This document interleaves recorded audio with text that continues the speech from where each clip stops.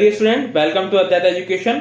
मैं अंकित जैन और आज मैं आपके लिए फिर से लेके आया हूं कुछ क्वेश्चंस और हम इस क्वेश्चन सीरीज का 9th सेशन आज स्टार्ट करने वाले हैं। इसमें हम अगेन कुछ कंसेप्चुअल फैक्चुअल क्वेश्चंस करेंगे और देखेंगे कि हम कैसे इनको अटेम्प्ट करते हैं, क्या हमारा टेम्परामेंट होना चाहिए जब हम क्वेश्चन को अटेम्प्ट करते हैं, क्या स्पीड हमारी रहनी चाहिए। साथ में हम इन क्वेश्चंस के थ्रू एक ऐसा प्रैक्टिस बनाने की कोशिश करेंगे कि जिससे हमारा एक अटेम्प्ट का टाइम रिड्यूस हो और हमारी इफिशियंसी बढ़े। तो आइए स्टार्ट करते हैं 9th session of question series on concrete technology, question series 9। तो आइए अब हम 9th सेशन में जाते हैं जहां पे हम क्वेश्चंस को करेंगे, वो भी बेस्ड रहेंगे कंक्रीट टेक्नोलॉजी टॉपिक के ऊपर। तो आइए स्टार्ट करते हैं फर्स्ट क्वेश्चन से। फर्स्ट क्वेश्चन है, workability of concrete is directly proportional to.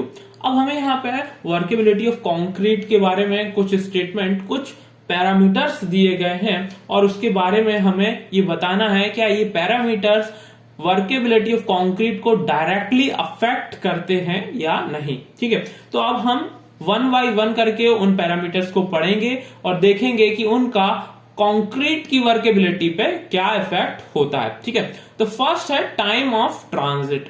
Transit होता क्या है? जब हम कंक्रीट को कंक्रीट मिक्सर में लेके मिक्स करते हैं या फिर एक और तरीके का एक ट्रांजिट मिक्सर ही आता है जो कि ट्रक पे माउंट होता है। जनरली कई लोगों ने इसको देखा होगा।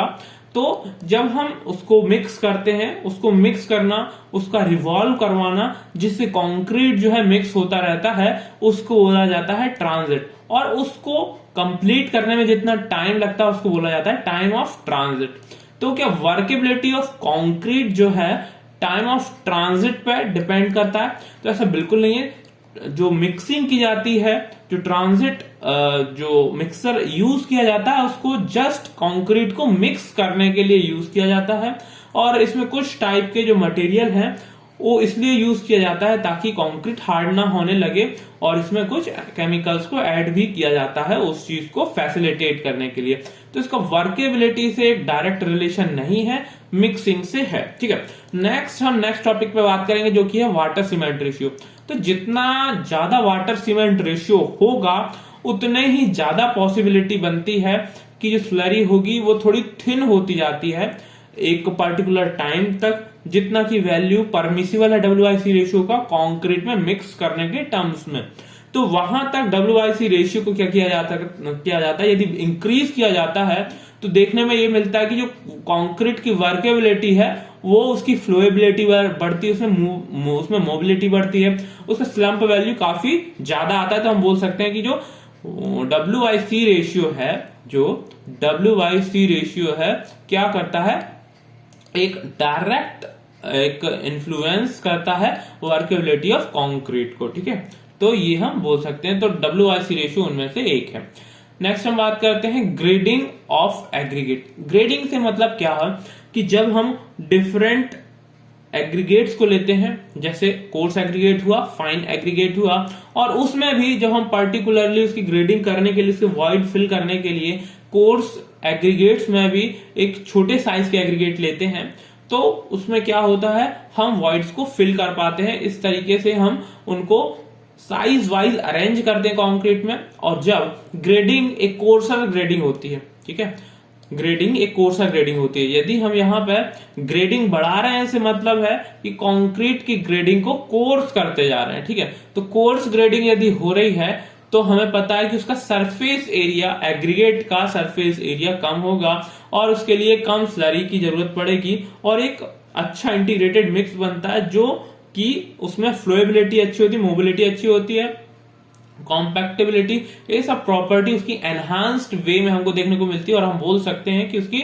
जो वर्केबिलिटी है कंक्रीट की वो भी काफी इंप्रूव्ड रहती है। तो हम बोल सकते हैं कि ये भी डायरेक्टली अफेक्ट करता है वर्केबिलिटी को। ठीक है, नेक्स्ट है स्ट्रेंथ ऑफ कंक्रीट। तो स्ट्रेंथ ऑफ कंक्रीट हमें पता है WIC रेशियो पे एक मेजर फैक्टर है जिस पर डिपेंड करता है। WIC रेशियो बढ़ता है तो स्ट्रेंथ क्या होती है कंक्रीट की, कम होती है। ठीक है, अच्छा, ये वैसे भी एक इफेक्ट है जो कि WIC रेशियो से डिराइव होता है, पर हम ये बोल सकते हैं कि एक्चुअली इसका स्ट्रेंथ ऑफ कंक्रीट का वर्केबिलिटी ऑफ कंक्रीट से एज सच कोई डायरेक्ट रिलेशन शो नहीं होता है, ठीक है। इन दोनों को W/C रेशियो से कोरिलेट करके सोचा जा सकता है, ठीक है। तो एक्चुअली इनका डायरेक्ट रिलेशन नहीं बोला जा सकता, ठीक है। अच्छा, लास्ट में है फिफ्थ जो स्टेटमेंट गिवन है, एग्रीगेट सीमेंट रेशियो। तो जितना ज्यादा एग्रीगेट का वैल्यू होगा उतना ही ज्यादा एक जो सीमेंट का रिक्वायरमेंट होगा, ठीक है, सीमेंट का रिक्वायरमेंट होगा।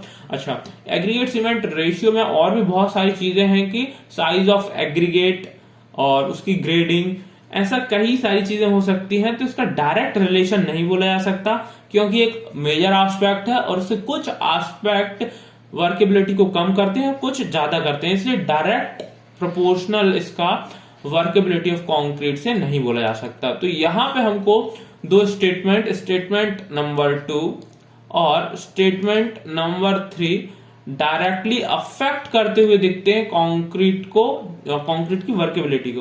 अब हम ऑप्शन वाइज जाएंगे। ऑप्शन ए में है ऑप्शन 3 और स्टेटमेंट 3, स्टेटमेंट 4 और स्टेटमेंट 5। तो हमें पता है स्टेटमेंट 2 और 3। ऑप्शन बी की बात करते हैं, ए स्टेटमेंट 1, स्टेटमेंट 3 और स्टेटमेंट 4, ये भी नहीं होगा। ऑप्शन सी की बात करते हैं, ऑप्शन सी है स्टेटमेंट 2, स्टेटमेंट 3 और स्टेटमेंट 5, और ऑप्शन डी है स्टेटमेंट 2 और स्टेटमेंट 3। तो यहां पे हम बोल सकते हैं कि ऑप्शन डी है उसमें ज्यादा करेक्ट वे में सारे जो है स्टेटमेंट सिलेक्ट किए गए हैं जो डायरेक्टली अफेक्ट करते हैं कंक्रीट की वर्केबिलिटी को। तो ऑप्शन डी यहाँ पे करेक्ट आंसर होगा। क्वेश्चन 1 का option D is the correct answer of this question. Next question पे आते हैं। क्वेश्चन सेकंड है, generally the ratio of different ingredient cement, sand and aggregates in concrete mix of grade M20 is. तो हमें पता है कि यदि हम डिफरेंट ग्रेड्स की बात करें, जब हम इसको एक मिक्स नहीं बना रहे हैं इसका, तो इसकी वैल्यू क्या क्या होती है। M20 ग्रेड के लिए इसकी वैल्यू होती है 1:1.5:3, ठीक है, ये इसकी वैल्यू होती है। वैसे ही हम यहाँ पे दूसरे भी ग्रेड्स के लिए लिख सकते हैं, जैसे M25 के लिए लिखें तो ये होता है 1:1:1:2, ठीक है, जो कि ऑप्शन डी में गिवन है। यदि मैं और दूसरे ऑप्शंस के बारे में भी बात कर लूं तो उसके लिए हम लिख सकते हैं अगेन, जो M15 है वो होता है 1:2:4, और यदि हम M10 को लेके बात कर लें तो उसका जो वैल्यू होता है वो होता है 1:3:6, जो कि ऑप्शन सी में गिवन है। तो यहाँ पे हमें M20 के बारे में पूछा गया, यहाँ पे हमें M20 के बारे में पूछा गया है, और M20 हमें पता है 1:1.5:3 होता है, ठीक है, जो कि ऑप्शन बी में गिवन है, ऑप्शन बी में गिवन है। तो हम यहाँ पे बोल सकते हैं option B is the correct answer of this question. So जो सेकंड क्वेश्चन है उसका करेक्ट आंसर क्या है, ऑप्शन बी। अब हम नेक्स्ट क्वेश्चन की तरफ प्रोसीड करते हैं। अगला क्वेश्चन इसको रीड आउट करेंगे और देखेंगे कि इसमें कैसे हमें प्रोसीड करना है, कैसे अटेम्प्ट करना है। क्वेश्चन है, pick up the correct statement from the following, ठीक है। स्टेटमेंट 1 है, सेग्रीगेशन इज नेसेसरी, ठीक है, इन नहीं है, इज है। Segregation is necessary for a workable concrete. तो हमें पता है कि जहां पर वर्केबल कंक्रीट होता है, यदि उसमें सेग्रीगेशन हो रहा है तो एक पुअर क्वालिटी का कंक्रीट है ये, ठीक है, और जहां पर भी सेग्रीगेशन हो रहा है वहां पे वर्केबिलिटी बहुत ही पुअर होती है, ठीक है, बहुत ही पुअर होती है। तो ये तो बिल्कुल भी पॉसिबल नहीं हो सकता। ऑप्शन बी की तरफ हम हेड करते हैं तो ऑप्शन बी है, consistency does not affect the workability of concrete. तो यहाँ पे ये स्टेटमेंट भी बिल्कुल सही नहीं है, क्योंकि वर्केबिलिटी ऑफ कंक्रीट में जितनी भी डिग्री ऑफ वर्केबिलिटी हम डिफाइन करते हैं उसके करस्पॉन्डिंग जो है कंसिस्टेंसी भी हम डिफाइन कर सकते हैं। कंसिस्टेंसी हम इसलिए डिफाइन कर सकते हैं क्योंकि जो फ्रेश कंक्रीट होता है एक तरीके से हम उसको फ्लूइड मान सकते हैं, और फ्लूइड के टर्म्स में उसको डिफरेंट वाटर कंटेंट पे उसकी कंसिस्टेंसी हमको डिफाइन कर सकते हैं। तो ये बोला जाना कि यदि कंसिस्टेंसी अफेक्ट नहीं करता वर्केबिलिटी को, तो ये एकदम गलत होगा। ठीक है, वैसे भी हम ऑप्शन सी पे जाते हैं। ऑप्शन सी है, if the slump increases workability decreases. तो हमें पता है जैसे जैसे स्लम्प की वैल्यू ज्यादा आती जाएगी, वर्केबिलिटी क्या होगी, वर्केबिलिटी और बढ़ती जाती है। ठीक है ना, वर्केबिलिटी बढ़ती जाती है। तो इस तरीके से हम बोल सकते हैं कि यहां पे हमको ध्यान रखना होगा कि ये जो तीनों ऑप्शंस हैं वो तीनों ही गलत ऑप्शंस यहां पे दिए गए हैं, और हमसे जो पूछा गया है वो करेक्ट स्टेटमेंट के लिए पूछा गया है। ठीक है, हमसे करेक्ट स्टेटमेंट के लिए पूछा गया। तो यहां पे हम बोल सकते हैं जो ऑप्शन डी है, ठीक है, यहां पे जो ऑप्शन डी है वो क्या है, वो सही है, क्योंकि यहां पे जो ऊपर तीनों स्टेटमेंट गिवन है वो क्या है, वो तीनों के तीनों स्टेटमेंट इनकरेक्ट है, अनअप्रोप्रिएट है। तो option D is the correct answer of this question. ठीक है, अब हम अगले क्वेश्चन पे आते हैं। अगला क्वेश्चन है क्वेश्चन फोर्थ की तरफ हम हेड करते हैं। क्वेश्चन फोर्थ है, segregation in the concrete occurs when. ठीक है, अब यहां पे पर्टिकुलरली जो सेग्रीगेशन टर्म है उसके बारे में ही बात कर ली गई है कि ये किन कंडीशंस में अकर होता है। ठीक है, तो अब हमें उन स्टेटमेंट को सिलेक्ट करना है कि किन कंडीशंस में यहां पे पॉसिबल हो सकता है। ठीक है, तो यहां पे हम एक एक करके ऑप्शंस को पढ़ेंगे और देखेंगे कि कौन सा स्टेटमेंट सही है। ठीक है, ऑप्शन ए है, cement gets separated from the mixture due to excess water. ठीक है, तो यहां पे जो सीमेंट का जो सेपरेशन बोला जा रहा है, सीमेंट का सेपरेशन बोला जा रहा है, और यदि उसमें एक्सेस वाटर के कारण यदि ऐसा होता है, ठीक है, एक्सेस वाटर के कारण यहां पे यदि ऐसा हो रहा है, तो ये बेसिकली जो सीमेंट स्लरी बनती है कंक्रीट के अंदर, उसको सेपरेट आउट होने की बात हो रही है। तो ये वाली चीज जो है वो केवल किसी कारण हो सकती है, ये जो है जब हम वाइब्रेट करते कंक्रीट को कॉम्पैक्ट करते हैं तो स्लरी जब निकलती है तो वो एक ब्लीडिंग का कॉन्सेप्ट है। ठीक है, वो एक क्या है, ब्लीडिंग का कॉन्सेप्ट है। तो ये सेग्रीगेशन बिल्कुल भी नहीं।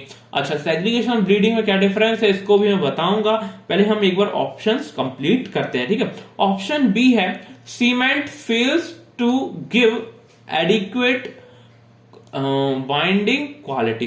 ठीक है, तो यहां पे सेग्रीगेशन कब अकर होता है, ये बोल रहे हैं कि जब सीमेंट एडिक्वेट बाइंडिंग क्वालिटी नहीं दे पाता।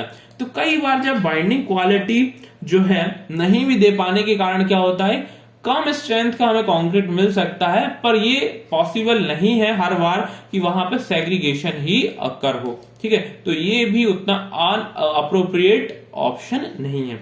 अब हम ऑप्शन सी पे जाते हैं, water is driven out of concrete eight faster rate. ठीक है, तो यहां पे जो ऑप्शन ए है, ऑप्शन ए है कि जो सीमेंट स्लरी सेपरेट आउट हो रही थी वो भी यहां पे ऑप्शन सी में कि water is driven out of concrete at a faster rate. जब भी कंक्रीट से वाटर निकलता है तो वो सीमेंट के साथ एज अ स्लरी फॉर्म में ही निकलता है। मतलब जो ऑप्शन ए है और ऑप्शन सी है लगभग वो सेम ही चीज बोला जा रहा है। ठीक है, और जो कि ब्लीडिंग को रिफर करता है।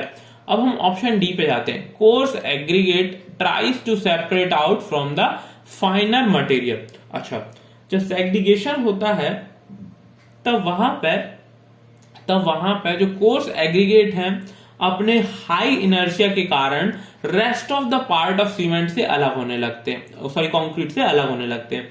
तो यदि यहां पे ऑप्शन डी जो है उस चीज को काफी अच्छे से एक्सप्लेन कर रहा है, जो coarse aggregate tries to separate out of finer material. तो फाइनर मटेरियल में क्या क्या आ जाएगा, सीमेंट स्लरी आ जाएगा, फाइन एग्रीगेट आ जाएगा, मतलब रेस्ट ऑफ द पार्ट जो है कंक्रीट का वो यहाँ पे डिफाइन हो जा रहा है। ठीक है, तो जो ऑप्शन डी है उस चीज को एकदम बहुत अच्छे से जो क्या है एक्सप्लेन कर रहा है। तो option D is the correct answer. पर अब यहां पे हमें कंफ्यूजन हो रहा है कि किस चीज को ब्लीडिंग बोले, किस चीज को सेग्रीगेशन बोले। तो ब्लीडिंग में क्या होता है, जनरली स्लरी जो है सीमेंट स्लरी सेपरेट आउट होता है कंक्रीट से, और यहाँ पे जो सेग्रीगेशन है उसमें कोर्स एग्रीगेट और कभी कभी फाइन एग्रीगेट भी जो है सेपरेट आउट होते हैं। तो यहाँ पे हम बोल सकते हैं कि ऑप्शन डी है करेक्ट आंसर है क्वेश्चन 4 का। ठीक है, नेक्स्ट क्वेश्चन पे प्रोसीड करते हैं। अगला क्वेश्चन देखते हैं। अगला क्वेश्चन है workability of concrete for given water content is good. ठीक है, इफ एग्रीगेट्स आर, तो हमें यहां पे डिफरेंट टाइप ऑफ एग्रीगेट दिए गए हैं। ठीक है, अब हमें उनमें से बताना यह है कि इन जो टाइप्स है उसमें कौन सा टाइप ऑफ एग्रीगेट है, उसके लिए कंक्रीट की वर्केबिलिटी क्या होने वाली है, बहुत ही अच्छी होने वाली, सुपीरियर होने वाली है। तो अब हम क्या करेंगे, हम एक एक ऑप्शन पे जाएंगे और टाइप के एग्रीगेट के बारे में बात करेंगे कि उसका वर्केबिलिटी पे क्या इफेक्ट होने वाला है। ठीक है, तो ऑप्शन ए है एंगुलर एग्रीगेट्स। ठीक है, एंगुलर एग्रीगेट्स। तो एंगुलर एग्रीगेट्स जो रहते हैं उनके बीच हमें पता है कि एक फ्रिक्शन बहुत ज्यादा होता है, एक दूसरे का रिएक्शन फोर्स ज्यादा होता है, जिसके कारण क्या होता है, जब फ्लोइंग की बारी आती है, कंक्रीट के फ्लो या मोबिलिटी की बात आती है, तो ये उतना सुपीरियर वे में वर्कआउट नहीं करते। ठीक है, वैसे हम बात करें फ्लैकी एग्रीगेट्स वो एग्रीगेट होते हैं जिनका जो एक डायमेंशन है, मतलब जो थिकनेस है, बहुत ही ज्यादा कम होता है। इसके कारण जो है ओवरऑल वो एक फ्लो इफेक्ट उतना सुपीरियर नहीं क्रिएट करते। ठीक है, option C rounded aggregate. Rounded aggregates क्या होते हैं, इनके बीच जो इंटरनल फ्रिक्शन होता है बहुत ही कम होता है, क्योंकि इनके जो कॉर्नर है वो राउंडेड एजेस में होते हैं। ठीक है, राउंडेड कॉर्नर होते हैं, तो ये फ्लो बहुत अच्छा करते हैं। और फ्लो अच्छा करने के कारण इनमें कॉम्पैक्टेबिलिटी, मोबिलिटी, फ्लोएबिलिटी, जो सारे एस्पेक्ट हैं, जो कंसिस्टेंसी आती है, जो फ्लो आता है फ्रेश कंक्रीट का एज अ फ्लूइड, वो बहुत ही सुपीरियर होता है। ठीक है, तो यहां पे हम बोल सकते हैं कि ऑप्शन से अभी तक सबसे बेस्ट होता हुआ हमको दिख रहा है। ठीक है, अब ऑप्शन डी की बात करें तो ऑप्शन डी है इर्रेगुलर एग्रीगेट्स। तो इर्रेगुलर एग्रीगेट्स में कुछ एंगुलर एग्रीगेट्स होंगे, कुछ राउंडेड होंगे, कुछ फ्लैकी होंगे, कुछ एलेंगेटेड भी हो सकते हैं। तो यहाँ पे एक मिक्स इफेक्ट आता है, तो वो मिक्स इफेक्ट जो है राउंडेड एग्रीगेट के इफेक्ट से सुपीरियर नहीं होता है। तो यहां पे हम बोल सकते हैं कि जो बेस्ट ऑप्शन है, बेस्ट सुटेबल ऑप्शन है, वो ऑप्शन सी है। Option C is the correct answer of this question. ठीक है, नेक्स्ट हम आते हैं ऑप्शन 6, क्वेश्चन 6 पे आते हैं। क्वेश्चन 6 देखेंगे क्या है, workability, the workability of concrete can be improved by. ठीक है, तो यहां पे बात की जा रही है कि कुछ पैरामीटर्स दिए गए, किन पैरामीटर से कंक्रीट की जो एग्जिस्टिंग वर्केबिलिटी, जो कंसिस्टेंसी है, उस कंसिस्टेंसी वर्केबिलिटी को और भी इंप्रूव किया जा सकता है। तो ठीक है, अब हम वन बाय वन ऑप्शंस पे जाते हैं। फर्स्ट ऑप्शन है मोर सैंड।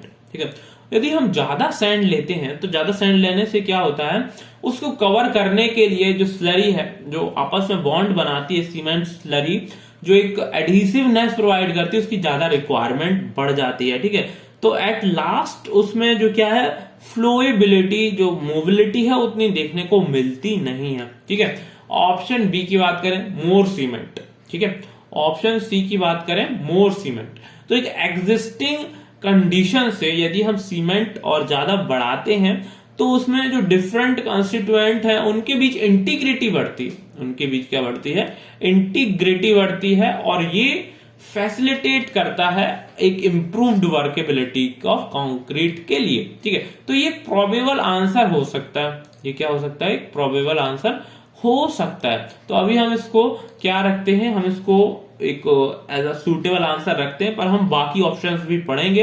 हो सकता है कोई एक ऐसा पैरामीटर भी दिया गया हो जो इससे ज्यादा इफेक्ट करता हो। ठीक है, तो उसको भी हम ध्यान में रखते हुए अगले ऑप्शंस पे बढ़ते हैं। ऑप्शन सी है, ऑप्शन सी है मोर फाइन एग्रीगेट्स। तो जितने ज्यादा फाइन एग्रीगेट्स होंगे ये सेम इफेक्ट प्रोड्यूस करेंगे जैसे हम सैंड की वैल्यू को इंक्रीज कर रहे थे। ठीक है, एट लास्ट है फाइननेस ऑफ कोर्स एग्रीगेट। यदि हम कोर्स एग्रीगेट में भी फाइन कोर्स एग्रीगेट यूज करते हैं तो सेम इफेक्ट होगा जैसे सैंड में हो रहा था। ठीक है, तो इससे ओवरऑल जो कंक्रीट की वर्केबिलिटी है वो इंप्रूव नहीं की जा सकती है। तो यहां पे हम बोल सकते हैं कि ऑप्शन बी जो है एग्जिस्टिंग वर्केबिलिटी ऑफ कंक्रीट को और भी एनहांस कर सकता है। तो option B is the correct answer of this question. ठीक है, अगले क्वेश्चन पे हम प्रोसीड करते हैं। अगला क्वेश्चन है workability of concrete mix with low water cement ratio determined bye. ठीक है, तो यहां पे एक हमें उसका एक्सटेंट पता करना वर्केबिलिटी का, जो कि हम डिफरेंट टेस्ट हम उससे पता करते हैं। यहां पे पूछा गया कि यदि लो वाटर सीमेंट रेशियो मतलब एक हार्श मिक्स है, ठीक है, हार्श मिक्स है मतलब कह सकते हैं कि लो वर्केबिलिटी के लिए कौन सा टेस्ट फिजिबल है कंक्रीट को मेजर करने के लिए।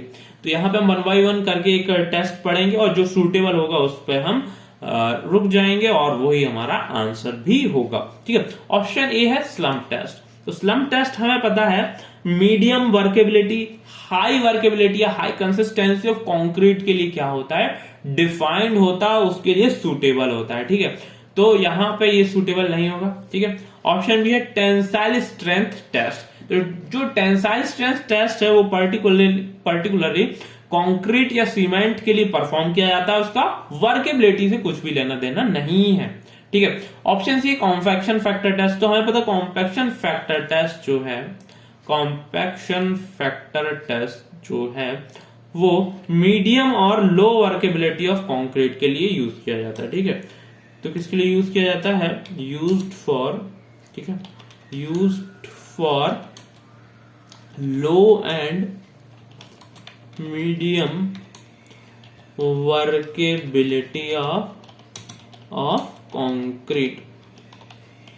ठीक है, तो यहां पे हम बोल सकते हैं कि जो इस तरीके की टेस्ट है जहां पे लो वर्केबिलिटी या हार्श मिक्स है, उसके लिए हमको क्या करने को मिल सकता है, ये फैसिलिटेट होने के लिए सबसे अच्छा टेस्ट हमें यहाँ पे अभी तक दिख रहा है। ठीक है, लास्ट है फ्लेक्सुरल स्ट्रेंथ टेस्ट। ठीक है, तो फ्लेक्सुरल स्ट्रेंथ टेस्ट भी जो किया जाता है कंक्रीट की स्ट्रेंथ को देखने के लिए, जज करने के लिए किया जाता है। तो यहाँ पे ये भी वर्केबिलिटी से इसका कुछ लेना देना नहीं है।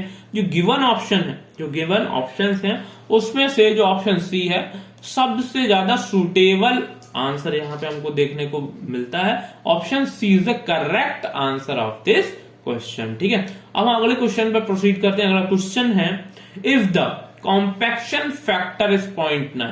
ठीक है, तो यहां पे हमको कॉम्पैक्शन फैक्टर का जो वैल्यू है गिवन है। ठीक है, कॉम्पैक्शन फैक्टर वैल्यू गिवन है। ठीक है, वो भी कितना, 0.9। तो वर्केबिलिटी ऑफ कंक्रीट जो है हमको यहाँ पे बताना है। ठीक है, तो यहाँ पे हमें एक चीज पता है कि यदि हम very low workability of concrete को देखें, लो देखें, मीडियम देखें, तो इनके लिए वैल्यू कितना होता है। ठीक है, तो यदि हम वेरी लो की बात करें, यदि हम वेरी लो की बात करें तो ये 0.7 से कम हो जाता है। ठीक है, 0.7 से कम हो जाता है। और यदि हम लो वर्केबल कंक्रीट की बात करें तो ये 0.82 से लेकर 0.7 या 0.75 के बीच की कंसिस्टेंसी शो करता है। ठीक है, यदि हम मीडियम टाइप के कॉम्पैक्शन फैक्टर या मीडियम टाइप की कंसिस्टेंसी ऑफ कंक्रीट के लिए कॉम्पैक्शन फैक्टर की बात करें तो ये 0.9 तक या 0.9 से पहले तक भी रीच करता है। ठीक है, और एक हाई वर्केबिलिटी कंक्रीट की बात करें तो ये 0.85 या 0.88 से लेके 0.92 तक भी रहता है। तो यहाँ पे हम बोल सकते हैं कि 0.9 जो वैल्यू यहाँ पे क्वेश्चन में पूछी जा रही है उसके लिए कौन सा सुटेबल आंसर होने वाला है, उसके लिए मोस्ट सुटेबल आंसर है ऑप्शन डी। ठीक है, मोस्ट सुटेबल आंसर है option D. Option D is the correct answer of this question. ठीक है ना, तो यहाँ पे हम बोल सकते हैं option D is the correct answer of this question. ठीक है, अब हम क्या करेंगे, अगले क्वेश्चन पे प्रोसीड करेंगे। अगला क्वेश्चन देखेंगे, which one of the following properties of a plastic concrete, ठीक है, of a plastic concrete is modified by.